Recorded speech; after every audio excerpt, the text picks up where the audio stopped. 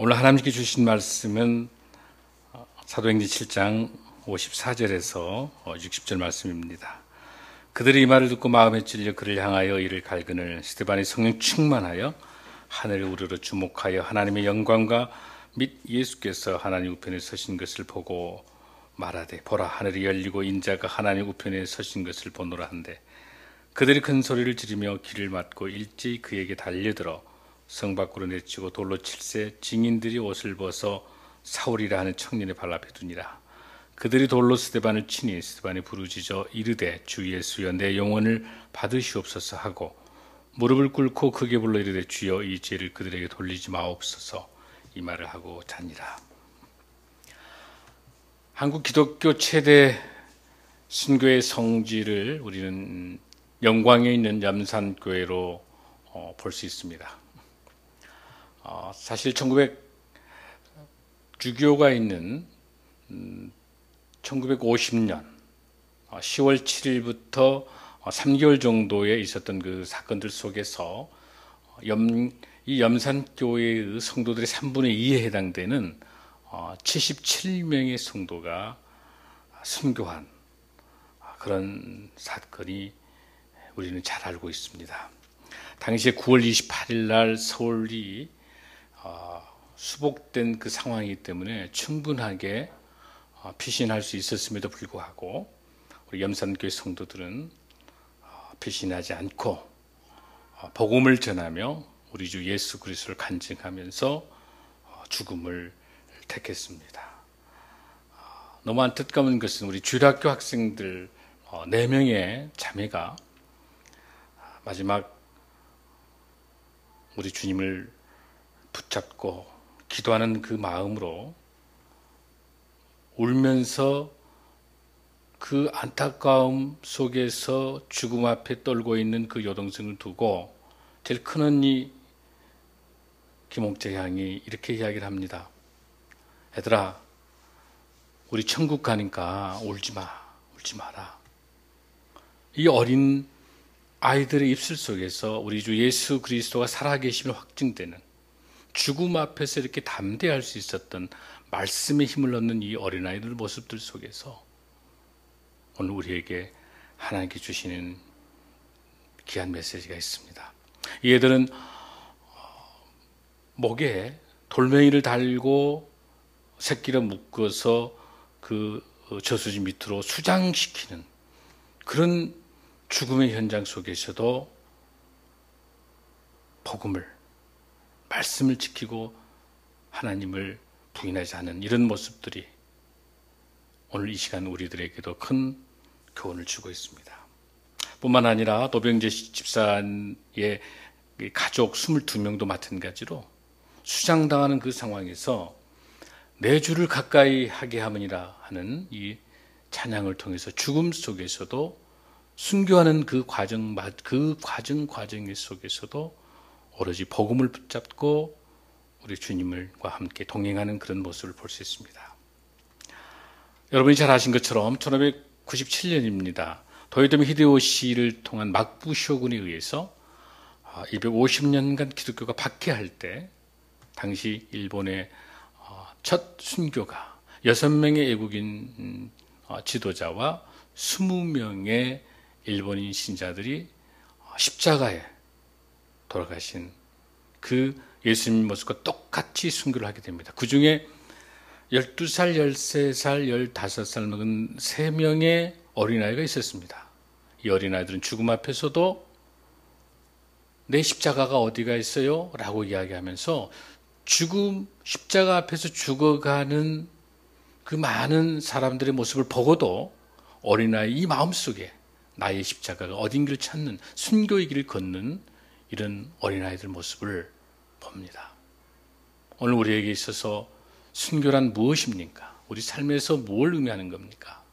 저는 오늘 스데반의 순교를 통해서 우리 주님께서 우리에게 주시는 말씀, 우리가 어떻게 순교적인 삶을 살 것인가라고 하는 것들을 함께 묵상하며 은혜를 받고자 합니다. 여러분, 우리 스데반의 모습은 어땠습니까? 바로 죽음 앞에서, 좋은 환경이 아닌 상태에서 죽음 앞에서 천사의 얼굴을 보일 수 있는 것은 오로지 우리 주 예수 그리스도의 성령의 은혜가 넘쳐서 성령에 의한 사람이기 때문에, 성령의 사람이기 때문에 가능한 줄로 믿습니다. 그런 스데반의 죽음 앞에서 담대하게 마지막 설교를 하게 됩니다. 오늘 본문에서 봉독했었던 사도행전 7장에, 이 7장은 스데반의 설교의 장입니다. 아브라함부터 시작해서 모세로, 또한 요셉과 다윗을, 또 예수 그리스도까지 하나님 말씀에 관통하며 기납법적인 설교를 스데반은 하게 됩니다. 그 당시에 사두개인을 포함해서 사내들인 많은 유대인 지도자들은 부활신앙을 믿고 있지 않기 때문에 이 스데반의 이러한 아브라함과 모세와 다윗을 통해서 변증하고 있을 때, 바로 그 지도자의 모습들 속에서 자기 유대인의 신성을 못 오겠다라는 걸로 이들은 바로 스데반을 죽이도록 이렇게 결정을 하게 된 거죠. 여기 본문에 나와 있는 것처럼 54절입니다. 그들이 이 말을 듣고, 즉 스데반의 설교를 듣고 마음이 찔려, 여러분 마음이 찔려까지 보면 어떻습니까? 우리가 보통 마음에 찔려 그러면 회개가 이어지지 않겠습니까? 보통 마음에 찔리면 회개하든지 또 잘못을 신한다든지 이렇게 되는 게 보통 정상이지 않겠습니까? 그러나 이 본문에 그들이 이 말을 듣고 마음에 찔려 그를 향하여 이를 갈그는, 여러분 이를 갈게 됩니다. 왜 이를 갈습니까? 바로 신성모독에 의해서 본인들의 그 잘못된 것을, 찔림은 있지만은 스데반을 살려두고는 도저히 본인들이 이 죄악에 대해서 자기네들이 피할 길이 없는 것이죠. 그래서 스데반을 죽이겠다고 판단하게 된 겁니다. 성도 여러분, 여러분들 직장에서도 어떻습니까? 상사와의 관계, 또 여러 가지 관계들 속에서 잘못된 옳은 일들을 지적을 하게 되면 상사가, 아니면 윗사람이 그게 옳은 일이기 때문에, 옳은 말이기 때문에 인정을 하고 찔림이 올 수가 있습니다. 상사의 잘못된 것을 이야기하게 됨으로써 그 찔림을 분명히 줬는데 어때요? 정말 자기가 잘못을 인정하고 좋은 관계가 설정되고 그걸 바꿔서 새롭게 계획을 세울 수 있지만, 많은 사람들은 죄의 속성을 가지고 있고 자기를 합리화하기 때문에 어떻습니까? 오히려 그 찔림을 더 분노하게 되고 오히려 죽이게 되고 시기 질투를 통해서 자기를 합리화하는 것이 우리 인간의 죄인들의 속성입니다. 그러나 여기 본문에 나와 있는 것처럼 스데반이 이렇게 정말 찔림에 의한, 성령에 감동된 설교를 했음에도 불구하고, 찔렸음에도 불구하고 그를 향하여 이를 갈게 되는 이런 이들의 모습을 볼 수 있습니다. 55절에 보면 스데반이 성령 충만하여 하늘을 우러러 주목하여 하나님의 영광과 및 예수께서 하나님 우편에 서신 것을 보고 말하되, 보라 하늘이 열리고 인자가 하나님 우편에 서신 것을 보노라 한대. 스데반은 지금 성령 충만한 상태입니다. 하늘을 우러러서 주목하여서 하나님의 영광과 예수께서 하나님 우편에 서신 것을 봅니다. 여러분, 여기서 우리가 유념하게 봐야 될 것은 하나님 우편에 서신 것이라는 본문이 나옵니다. 56절도 마찬가지로 인자가 하나님의 우편에 서신 것을 보노라 합니다. 여러분, 우리 사도신경에서 어떻습니까? 우편에 앉으셔서, 우편에 앉으신다고 하는 것은 바로 무엇입니까? 심판자 예수 그리스도의 모습에는 우편에 앉아 계시지만, 여기 본문에 나타난 것처럼 스데반의 이 갈급한 상황에서 우리 주 예수 그리스도의 그 모습은 하나님 우편에 서셔서 스데반을 보고 계십니다. 여러분, 우편에 서 있다고 하는 것은 보혜사 성령님, 보혜사 성령의 우리 주 예수 그리스도의 모습입니다. 심판자의 예수님이 아니고 스데반을 도와서 스데반을 통한 성령의 역사를 주관하시는 예수 그리스도에 서서 있는 그런 모습을 우리가 잘 볼 수가 있습니다. 본문에 나와 있는 것처럼 56절에 하늘을 열리는 거. 여러분 이 본문을 쭉 봤을 때 스데반의 이 모습은 초대교회에 있어서 이 순교자의 모습들 속에서 얼마나 성령의 사람인지, 주님께 주신 얼마나 권능자인지를 우리가 잘 알 수 있는 그런 내용입니다. 57절에 그들이 큰 소리를 지르며 길을 막고 일제히 그에게 달려들어 58절 성 밖으로 내치고 돌로 칠세 증인들이 옷을 벗어 사울이라는 청년을 발 앞에 두니라. 여기 보면 증인들이, 이 증인도 조작된 증인이죠. 그 조작된 증인들이 그 증인들의 옷을 벗어서 누구에게 맡겼습니까? 바로 사울이라는 청년의 발 앞에 두고 있습니다. 즉 이걸 봤었을 때 이 사울은 당시에 유대교의 지도자로서 바로 많은 기독교인들을 핍박했던, 탄압과 핍박했던 그 당사자입니다. 즉 스데반의 이 죽음 앞에도 분명히 사울이 있었고, 또 천사의 얼굴을 통해서 이렇게 죽음 앞에 담대하게 진리를, 복음을 외치는 이 스데반의 모습을 사울은 분명히 보았을 겁니다. 그러고 난 다음에 59절에 보면은 그들이 돌로 스데반을 치니 스데반이 부르짖어 이르되 주 예수여 내 영혼을 받으시옵소서. 여러분 주 예수여 내 영혼을 받으시옵소서라고 하는 이 말씀을 보고 여러분 뭐가 생각나죠? 누가복음 23장 46절에 아버지의 내 영혼을 아버지의 손에 부탁하나이다 하고 말씀하신 후에 숨을 거두십니다.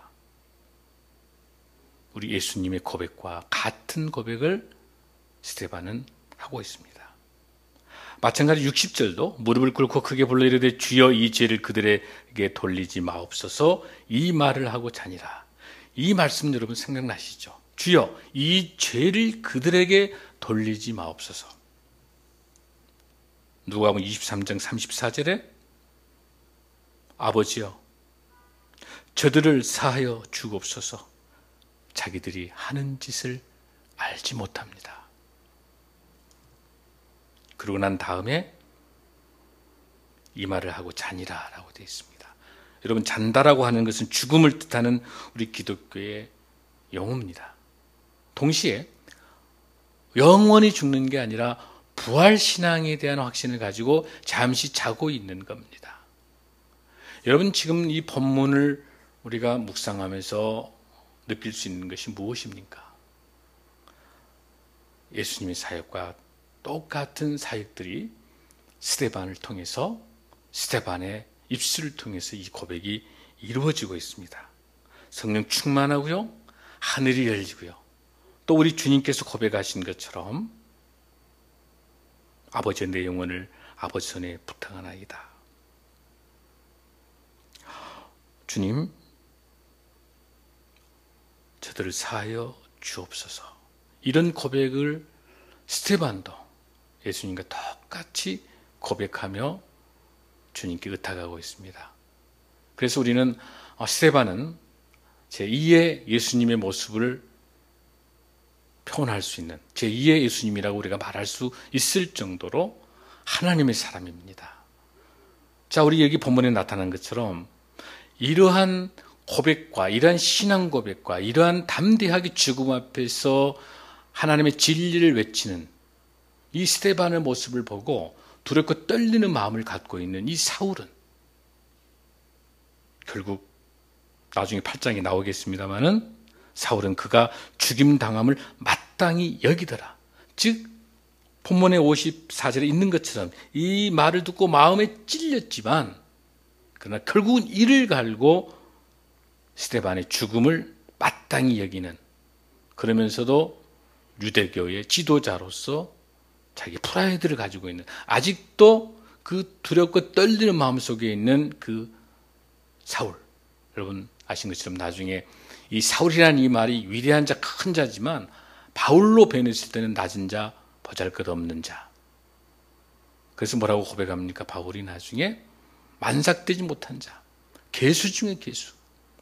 이렇게 고백할 수 있었던 그 사건의 분기점이 이 7장 속에서는 여실히 드러나고 있는 것은 아직도 철저하게 스데반을 죽이면서 두렵고 떨리는 그 마음 가운데 있는 사울의 모습을 우리가 잘 볼 수 있습니다.